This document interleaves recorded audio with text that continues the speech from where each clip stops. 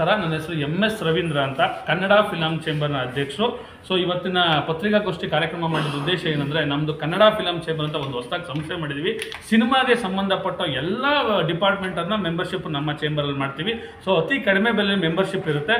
ಕಲಾವಿದರು, ನಿರ್ದೇಶಕರು ಪ್ರತಿಯೊಬ್ಬರಿಗೂ 2,000 ರೂಪಾಯಿ ಇರುತ್ತೆ, ಮತ್ತು ನಿರ್ಮಾಪಕರಿಗೆ 5,000 ರೂಪಾಯಿ ಇರುತ್ತೆ, ಮತ್ತು ಫಿಲಂ ಟೈಟ್ಲು 500 ರೂಪಾಯಿ ಇರುತ್ತೆ. ಸೊ ನಾವು ಈ ಫಿಲಂ ಚೇಂಬರ್ ಮಾಡೋ ಉದ್ದೇಶ ಏನಂದರೆ, ಈಗ ಪ್ರಸ್ತುತ ಫಿಲಂ ಚೇಂಬರ್ ಏನಿದೆ ಅದು ಚಿತ್ರರಂಗದ ಏಳಿಗೆಗೆ ಯಾವ ಕೆಲಸನೂ ಮಾಡ್ತಾ ಇಲ್ಲ. ಈಗಿನ ಫಿಲಂ ಚೇಂಬರ್ ಅಧ್ಯಕ್ಷ ಇರ್ಬೋದು, ಯಾವ ಕೆಲಸ ಕಾರ್ಯಗಳು ಮಾಡದೇ ಇರೋದ್ರಿಂದ ನಾವು ಇದನ್ನು ನೋಡಿ ಈಗ ಒಂದು ಹೊಸ ಫಿಲಂ ಚೇಂಬರ್ ಮಾಡಿದ್ವಿ.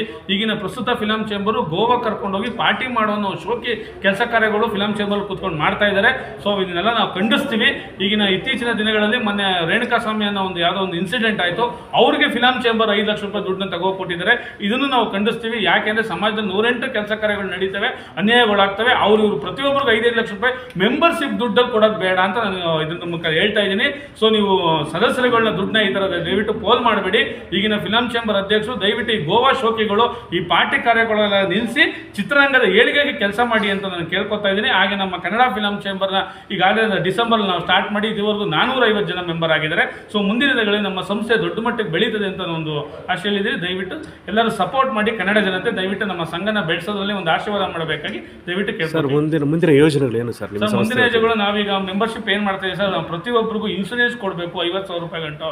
ಅಂದರೆ ಅವರು ಸತ್ತ ಮೇಲೆ ಕೊಡೋದಲ್ಲ, ಬದುಕಿದ್ದಾಗೇನೆ ಅವ್ರಿಗೆ ಹಾಸ್ಪಿಟಲಿಟಿ ಆದಾಗ ಏನೋ ತೊಂದರೆ ಆದಾಗ ಅವ್ರ ಮನೆಗೆ ಹೋಗಿ ಅವ್ರಿಗೆ ಅಮೌಂಟ್ ಕೊಡಬೇಕು ಅನ್ನೋ ಒಂದು ಕಾರ್ಯಕ್ರಮಗಳು ನಾವು ಹಾಕೊಂಡಿದ್ದೀವಿ. ಅದು ನಮ್ಮ ಪ್ರತಿ ತಿಂಗಳು. ಆಮೇಲೆ ನಮ್ಮಲ್ಲಿ ಯಾರೇ ಮೆಂಬರ್ಗಳು ಬರ್ಡೇಗಳಿದ್ರೆ ಅವರು ಫುಡ್ ಕಿಟ್ ಕೊಡೋದ್ರ ಮುಖಾಂತರ ಪ್ರತಿಯೊಬ್ಬ ಮೆಂಬರ್ಗೂ ಫುಡ್ ಕಿಟ್ ಕೊಡೋದ್ರ ಮುಖಾಂತರ ನಾವು ಸಪೋರ್ಟ್ ಮಾಡಬೇಕು.